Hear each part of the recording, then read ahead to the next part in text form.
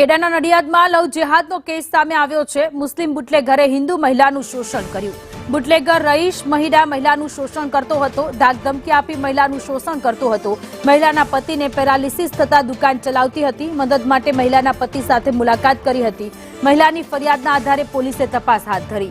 આરોપી રઈશ મહિડા વિરુદ્ધ અગાઉ 5 દારૂના ગુના નોંધાયેલા છે। નડિયાદ પશ્ચિમ પોલીસે ફરિયાદ નોંધી તપાસ હાથ ધરી છે। નિષ્પક્ષ તપાસ કરી ન્યાય મળે તેવી મહિલાની માંગ છે।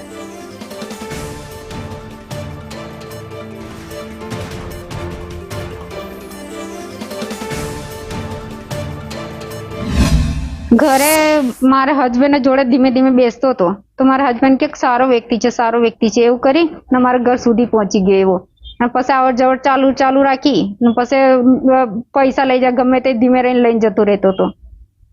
ઘરેણા બી લઈ જતો? હા, ઘરે આવીને બધી વસ્તુ લઈને જતો રહે પૂછ્યા વગર। ધમકીઓ આલે ના આલું તો એવું।